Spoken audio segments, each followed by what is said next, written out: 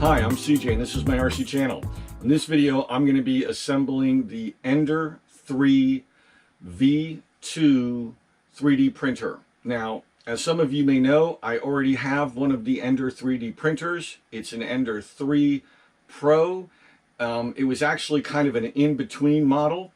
I got that over a year ago, and I have printed hundreds of hours of print time with that printer and had very nice results with it. It's not the best printer in the world. It is an entry-level printer, and they do have some problems. The biggest one is things not sticking properly to the bed.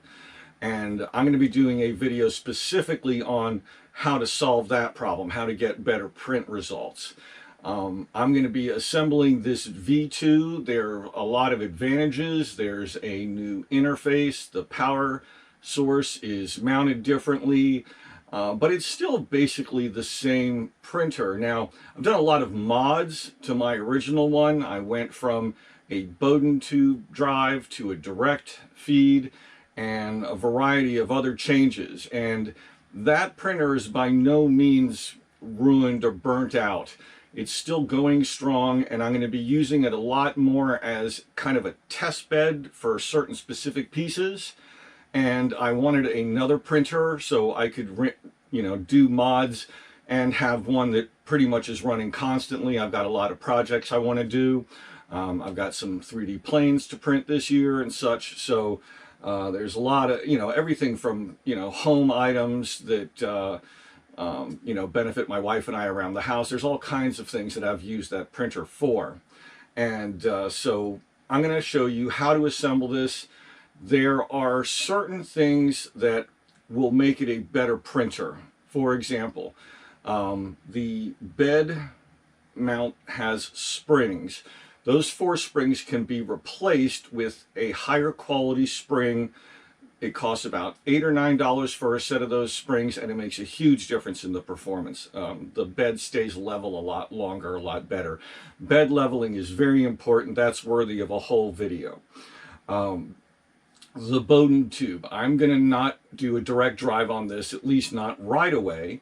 And I'm going to be upgrading the Bowden tube immediately. There's a company called Capricorn, makes really good Bowden tubing. It's a high precision Bowden tube. Again, a very inexpensive mod. It costs about $13 for a kit, and that actually gives you 2 items that you want to upgrade. Number 1 is the Bowden tube itself. Number 2 are the fittings that secure the Bowden tube into the hot end. And I'll talk more about that later. That union between the Bowden tube and the hot end has to be managed properly. If it's not, you get hot plastic leakage into the base of the hot end. You end up with problems, print slowdowns, print failures, etc. It's one of the easiest ways to have your 3D printing experience go sour on you. So those 3 things, the springs, the tube, and the fittings, I'm going to do right away during the assembly. Immediately following the initial assembly, I'm going to do another video. I'm going to be adding a BL Touch. This is a little fitting. It's a kit made by Creality. Costs about $45, and it is a sensor that measures the level of the bed. It makes, you still have to get a base level going. And I'm going to do a whole video on that kind of setup, updating the software, everything. I'm going to cover the whole process.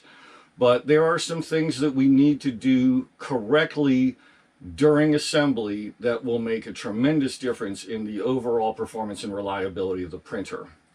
Those are going to be making sure that the uprights and that the rig itself is trued, that everything is perpendicular and parallel where it needs to be. All the alignment points are correct. And then there are several areas where we have eccentric adjusters to adjust the wheels. There are parts of the printer that roll along tracks. And those wheels and their relationship to those tracks have to be adjusted correctly. You want them to be tight so that there's no oscillation, no wobbling. At the same time, you don't want it so tight that there's binding. Now, those wheels are actually going to be a subject of a later video. It's one of the mods I'm going to be doing to the original Ender. There are companies that make the wheels, instead of a hard rubber, they're out of a hard clear plastic like a Lexan or a polymer type plastic. And there are even metal wheels, so that would take any play out of the system. And you have to be very careful how you adjust those and set them up. But once those are set, that should make for a very accurate long-term setup. So I'm going to be trying a set of those wheels on the Ender, the original one, later, and I'll be covering that in a video for you guys as well. So there's a bunch of videos coming down the road for the 3D printers. But right now I'm focusing on the minimum changes to the new V2 and making it reliable as possible. And all of that reliability comes from a proper assembly and those few items, basically about $25 worth of parts, $23 worth of parts.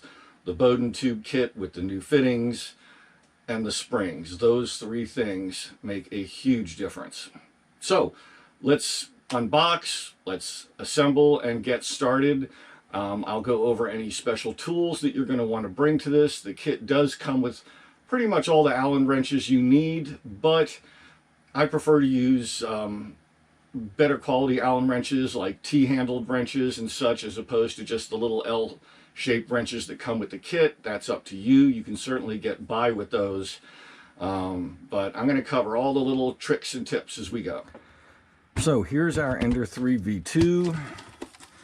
I have already opened the box to just do a quick inspection since there was a little tear, and I also wanted to get a part number. And they do a really nice job of packing everything. They use good thick foam padding for everything. Now, things are partially assembled, so use caution when you disassemble or when you pull everything out.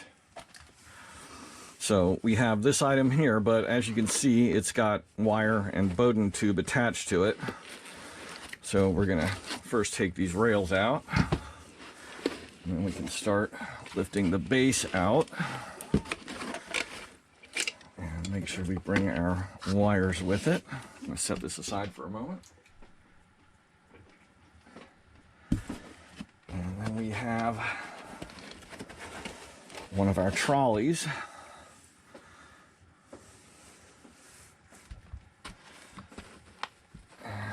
This should be our control box. Yep. This is our spool holder. And there are undoubtedly some more items below here. Yep. Standard power cord.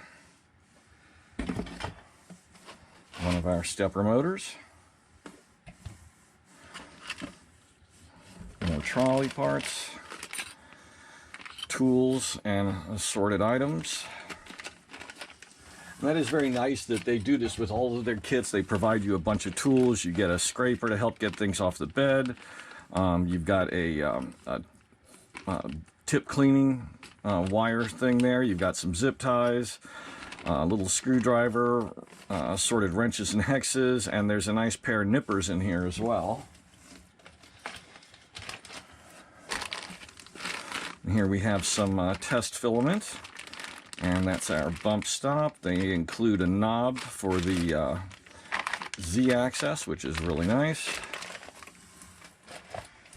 And one more piece of extrusion, or two pieces of extrusion. Just make sure there's nothing under there. Okay.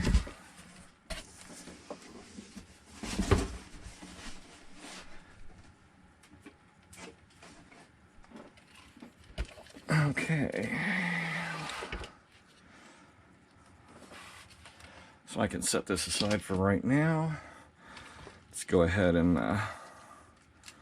unwrap these pieces of extrusion. Extruded aluminum is really handy. There's so many things that you can build with this. It's really the DIY project friend.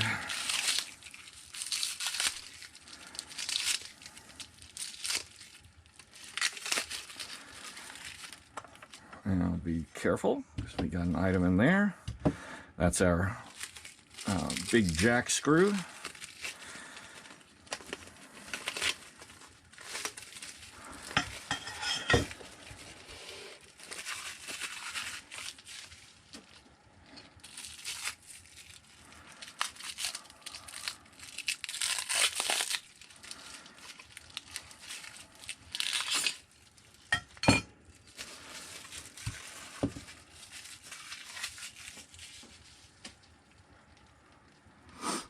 So these are going to be our left and right uprights. One of these is going to be our gantry, and the other is going to be a top piece for the two of these. They provide belt tensioners now for the X and Y for the belts.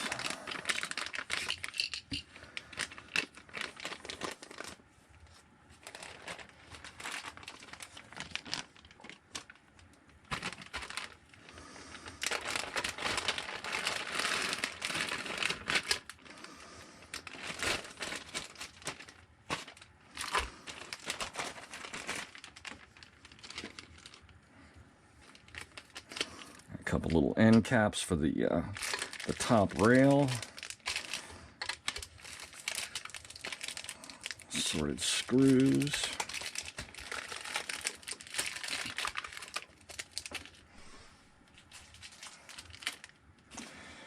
This is a little USB thumb drive and a USB adapter and a memory card.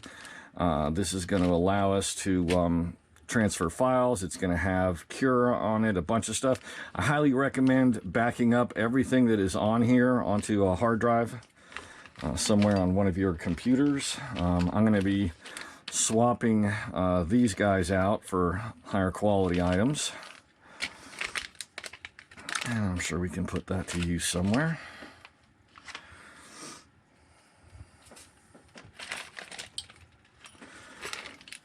We'll get this out.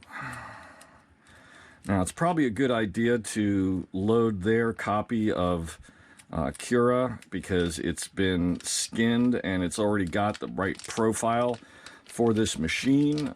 If you are experienced with this, do as you wish. Use whatever slicer you want. Come up with your own profile, etc.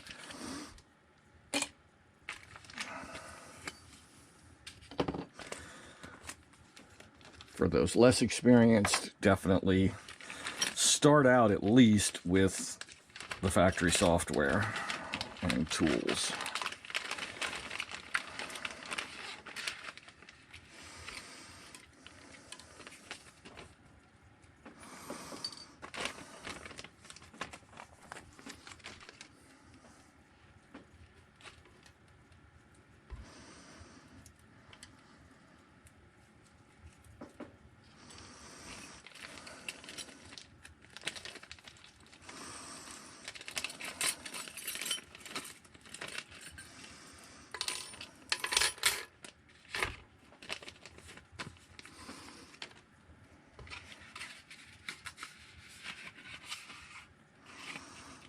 Here's our cutters that come with.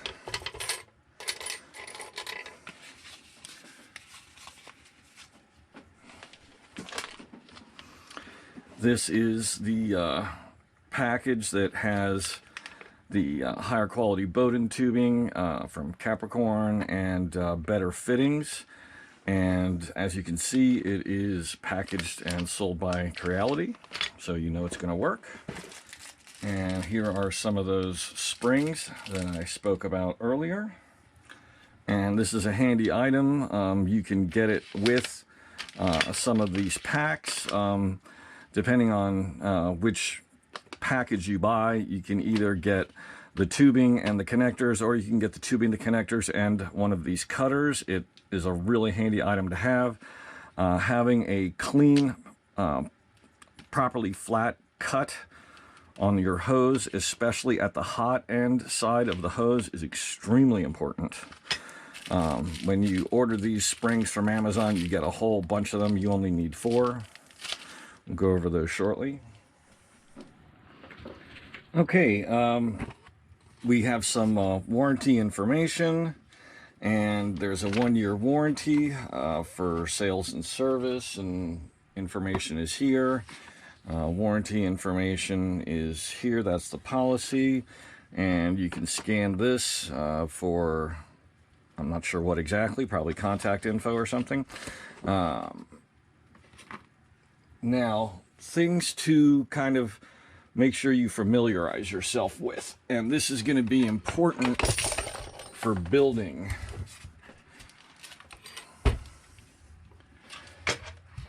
Not just building this, but when you are, say, designing things to 3D print, there's a lot of free CAD programs. You'll need a CAD program and a slicer.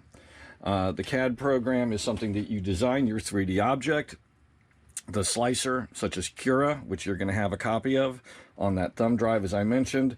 The slicer basically takes your 3D object and it slices it, exactly as the name suggests, so that you've got something that can be printed. So it basically takes your 3D object and creates a series of layers, the thickness that you're going to be printing at, and then that information can be given to the printer to print. So you're going to design something in 3D, you're going to save it probably as a STL or OBJ file. You're going to import that into Cura. Cura is going to slice it. You're going to save it again as the output from Cura, the sliced file, which you're going to plug in right here. There's a little card slot here on the front, and you'll be able to call that up on the control box and select the file and actually print it. It's good to familiarize yourself with the dimensions so that when you set up a 3D file, you are designing it from the correct plane. Now, if you don't, it's no big deal, because once you import it into Cura, you can rotate it as you need to put it in the position that you want. But in general, X is going to be our left and right, Y is going to be our forward and back dimensions, and Z is going upwards. So you would want to design with your ground level, if you wish, being X and Y, as opposed to X and Z, because and Y being your vertical, because if you're used to looking at graphs, you're used to looking at 2 dimensions. You're looking at X and Y, and so you assume that Y is up. And in this coordinate system, Y is forwards and backwards, X is left and right, and Z-axis is your vertical axis. So when you design something in 3D, try to orient in that direction and coordinate yourself that way. It just makes it easier, because when you import it into Cura, then you don't have to immediately flip it 180 degrees or 90 degrees to get it into the right position. Okay. Things we got to watch out for, things that are a little tricky. If you notice, we have these round spacers here and here, but here we have a hex spacer. And the reason that is because this is a concentric nut. And basically, let's see the easiest way to do this. I'll take one apart in a few minutes. Basically, it's an off-centered rotational point, so that as you rotate this hex nut, because the hex nut is actually sitting partially inside here, the easiest thing is just going to be to show you.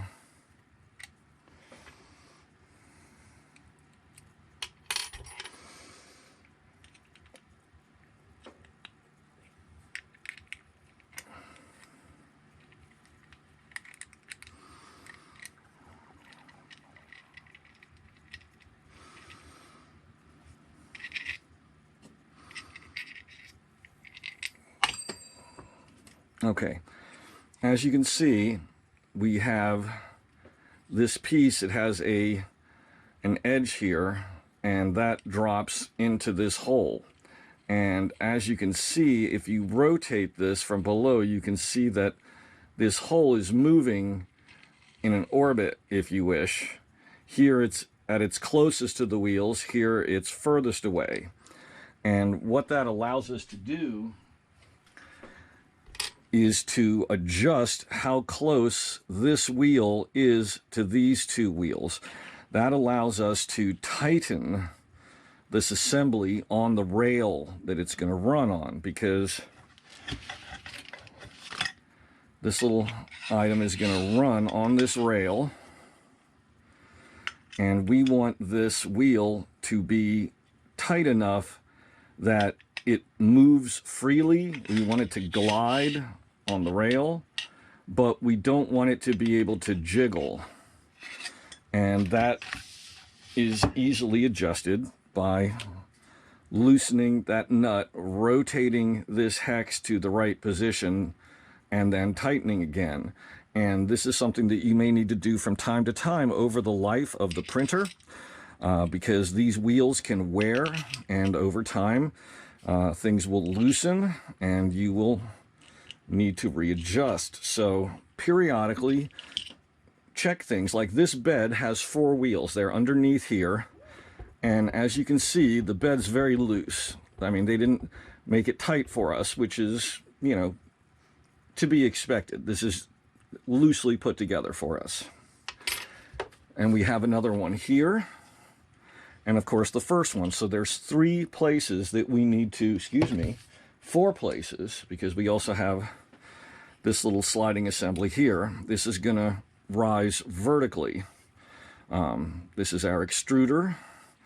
So this is going to be positioned like this, and it's going to rise up and down, and filament gets extruded through here into the Bowden tube into the hot end. So this just rides up and down on the jack screw, which goes through here. So we want this to be adjusted properly so that the arm that goes across doesn't have movement. Likewise, this helps control it. Now, one modification I may be doing down the road is adding a second stepper motor and jack screw to the Z-axis. And I'll explain why that's of benefit as we go. I'm sure you'll be able to see.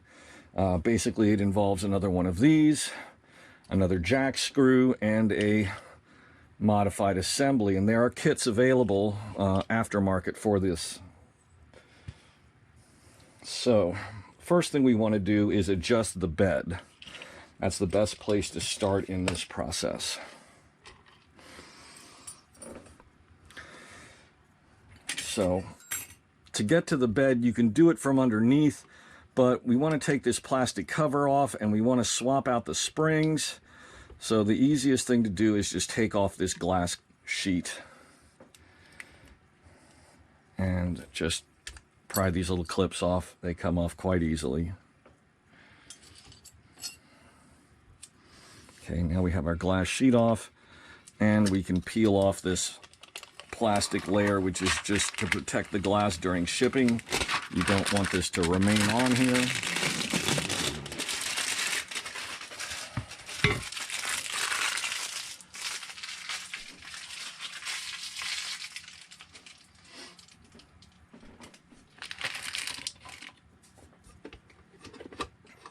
Okay, to show you what I'm doing, there are 4 bed height adjustment wheels. Here, here, and 2 on the other side. They're attached through these screws. There are there are springs in between this aluminum heating plate and the plate that has the wheels on it that moves on the track. So, as you see, you can push down on these. We want to remove these wheels, and we're going to get rid of the stock springs, and we're going to replace these springs. If you don't have the replacement springs, don't worry about it. Use the ones that come with the kit, and when you get the opportunity, go ahead and replace them. They're slightly stiffer, and you're going to have it'll be easier to keep your bed leveled, and it will be easier to basically keep it that way. It does require periodic adjustment.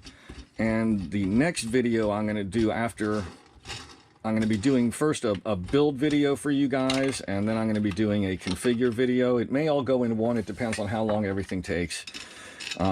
In any event, I'm going to be doing a series of videos for you, and one of the things I'm going to be showing you how to do is how to adjust your bed height.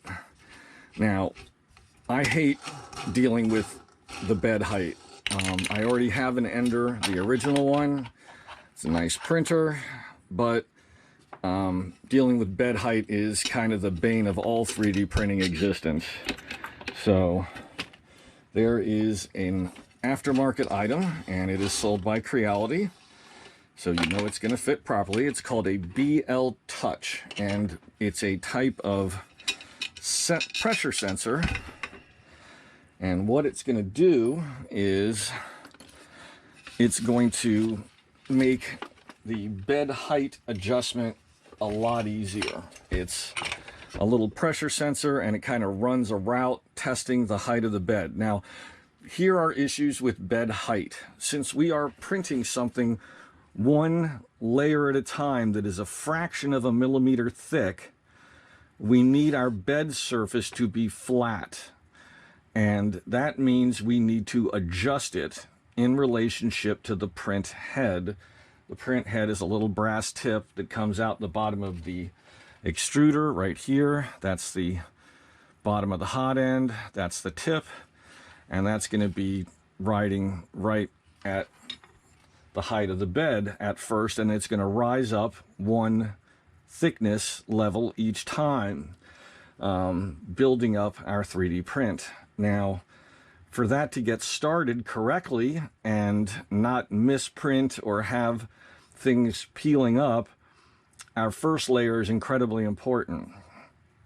If you don't get a good first layer, everything else, goes to pot. So these aluminum plates are as flat as they can be within reason. There is no way to make them perfectly flat, and with expansion and contraction of metal as it's heated, they can get warped.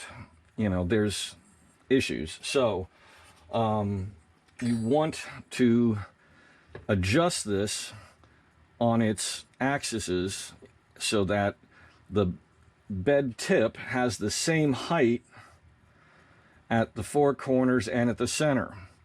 That's one of the reasons that we use glass plates to print on, because this is flat.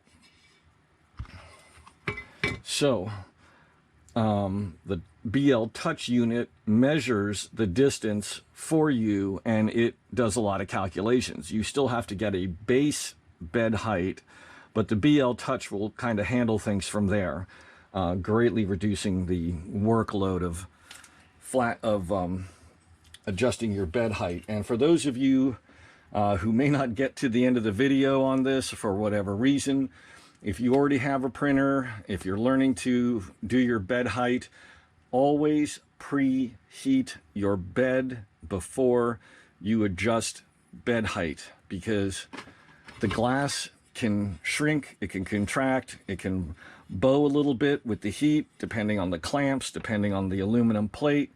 And so you may not have the same, if you went and measured, if you measure before heating and after heating, you may not get the same thing. So always do your bed height adjustment process, especially if you're doing it manually without a BL Touch.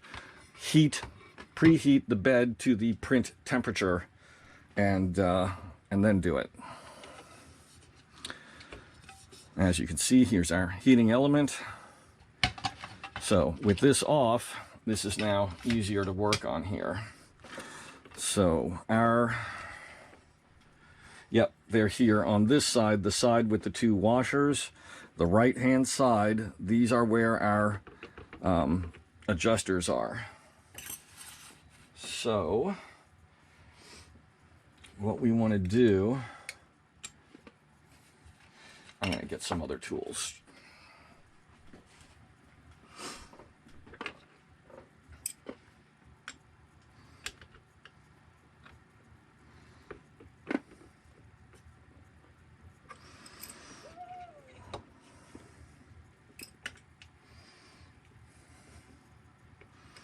Now, another thing I want to tell you now, just as a kind of warning,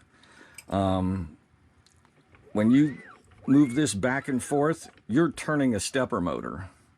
And that stepper motor is wired into the board.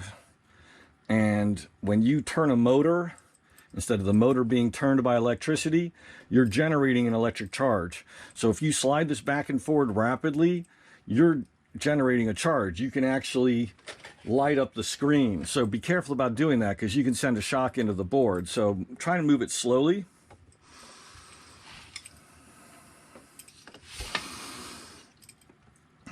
Okay, so it's kind of easier to reach this when it's up on its side.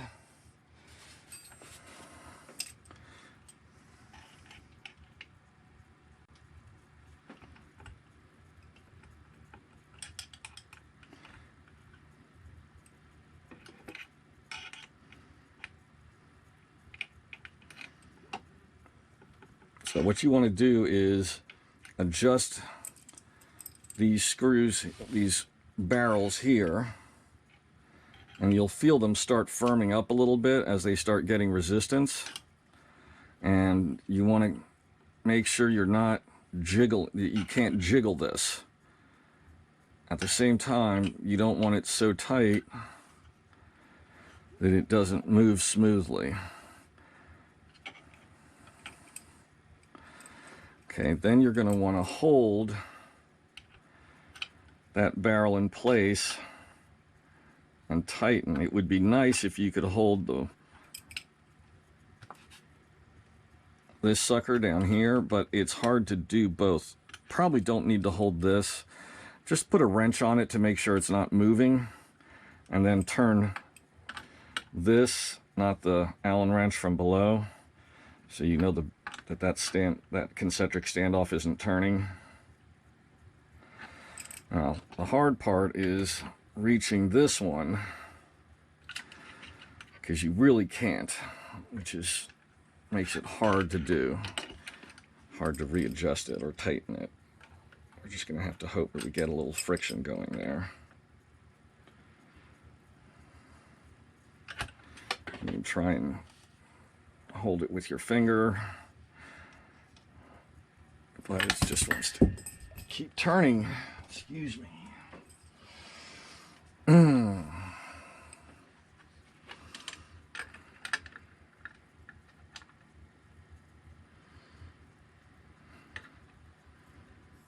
There we go. Eventually, friction works in your favor, and you get that tight. There we go.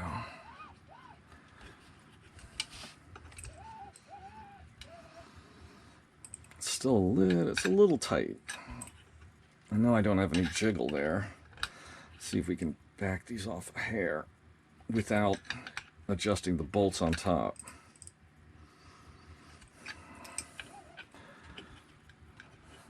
That's pretty good. Yeah, that's smooth and there's no left and right jiggle. Okay, so now we can start putting our hot plate back in place with the new springs.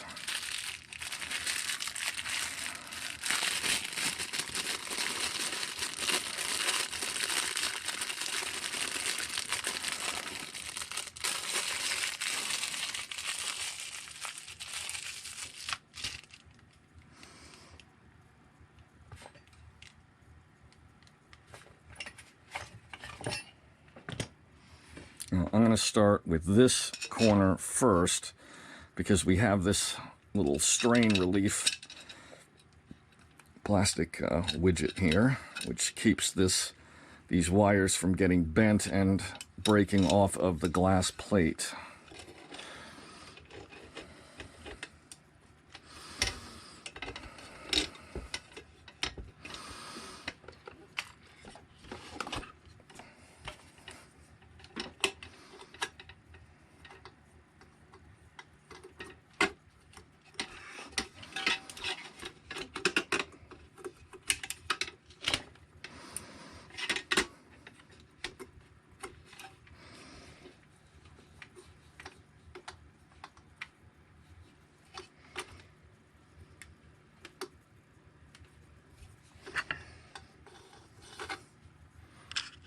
Sorry about that.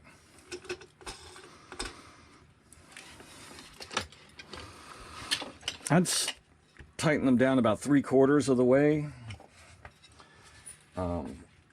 That is going to come into play more when you're actually doing bed adjustments, but you want it to be, you don't want it to be loose.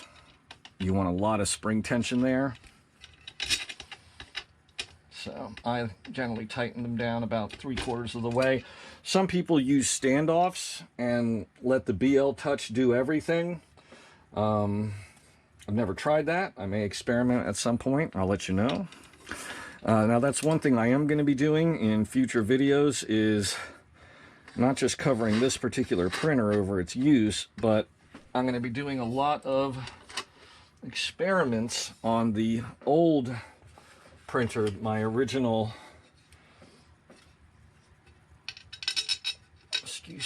my original Ender 3. I'm going to be updating the motherboard, and I will demonstrate that process for those of you who have one of the older ones and you want to go to the silent motor and the 32-bit motherboard. I'll show how that is done, and I'm going to be putting a BL Touch on that one as well, so both of them will have the BL Touch. I'm going to be swapping out the rubber wheels for some hard plastic wheels. They're basically like a plexiglass material. That should take some play out. There's also a company that makes stainless steel wheels, V-cut wheels for these printers and for CNC machines, anything that, you know, runs on this type of aluminum extrusions.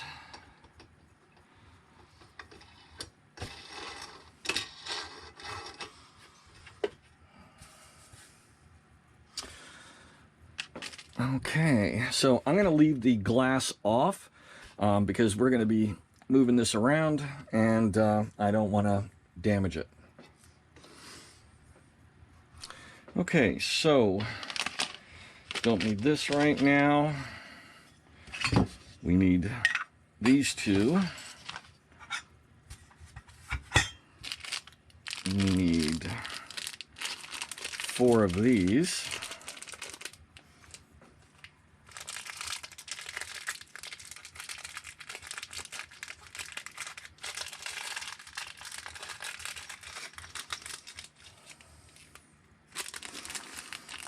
And these are the M5x45s. And we need our switch here.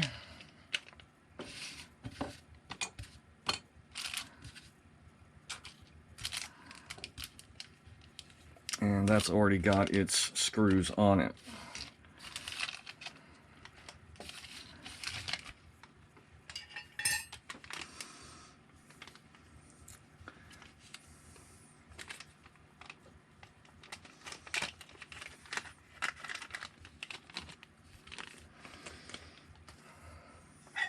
Okay, now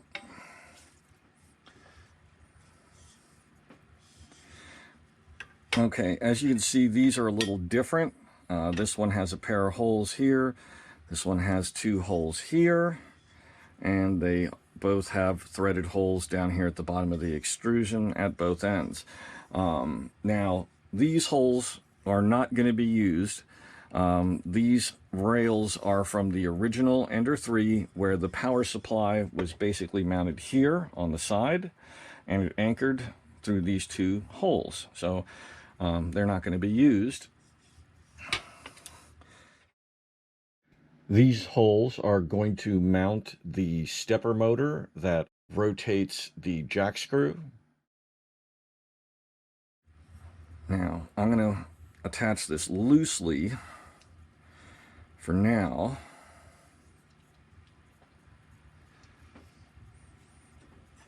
And it basically goes on here.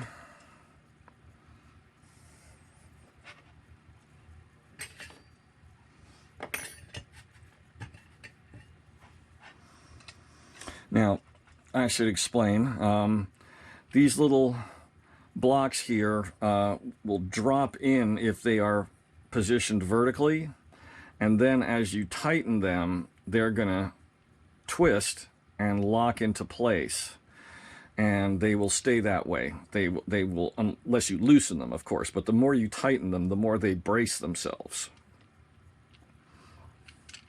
So what we should do is loosen them a bit to make sure that they're gonna go under the edge of the extrusion. Line them up vertically.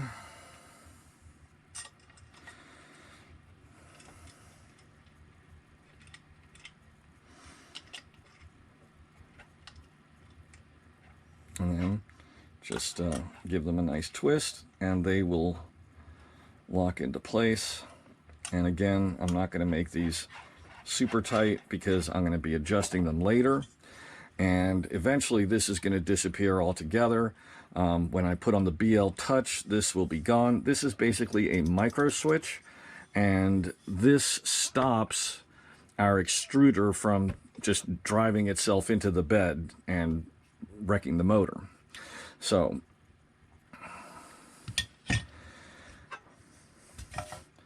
let's start with this piece. Lay this up on its side. Get 2 of these 45s.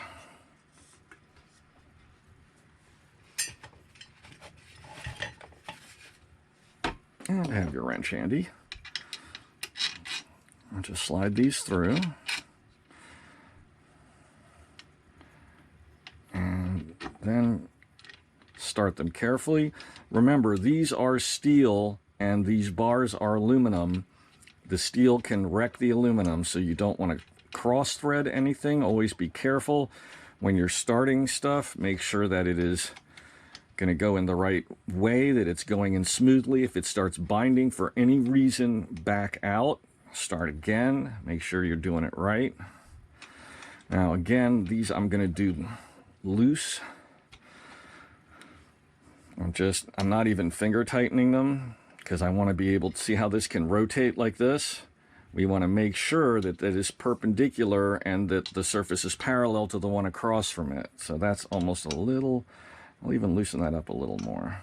Yeah, I want to be able to rotate that. Those are trash.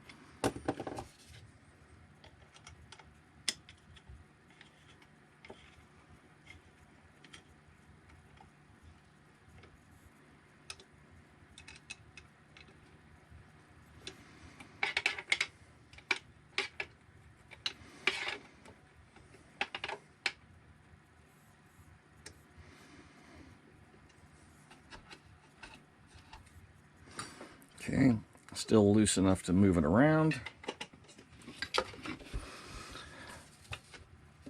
And this is someplace we're gonna use these for a different purpose. Hopefully you have a set of these. And what I'm gonna do is I'm gonna clamp this rail.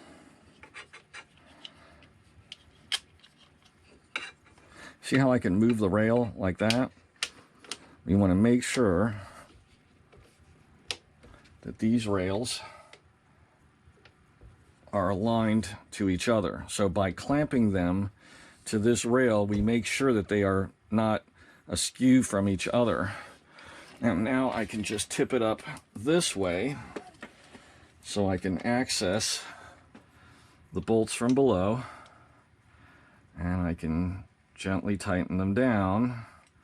I don't want to go too fast, too hard, because I don't want to move or change that relationship there. And you want to try to tighten them kind of equally. In other words, tighten this one a little, tighten this one a little, and go back and forth, because you want to make sure the rail is straight up. You don't want it cockeyed, because if it's misaligned in relationship to the other one, as the gantry moves up or down, at some point it's going to start to bind, and you don't want that. Again, don't over tighten these. You can damage the aluminum threads.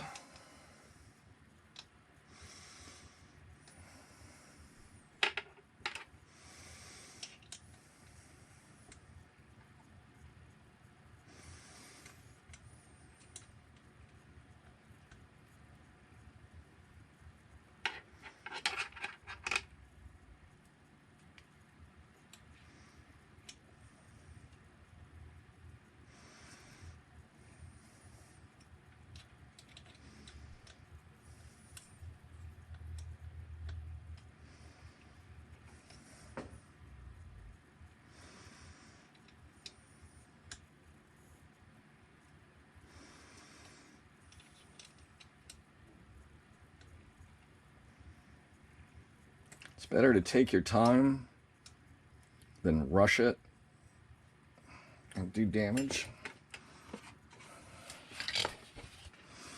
And as you're doing this, be careful of this cable down here. This is a very important cable. It handles the communication from the main board, which is right here, to pretty much everything else. So if you damage that, you're going to have to find a replacement, and that's going to involve a warranty call or whatever, but you're going to have to wait to get that cable in. So if we check this going up, we can see that everything is perpendicular. Also, another thing we can do is make sure that we've got the same distance here as we do up here, which we do. So in other words, neither of these is askew. I hope you enjoyed this video. Please click like and please subscribe to my channel.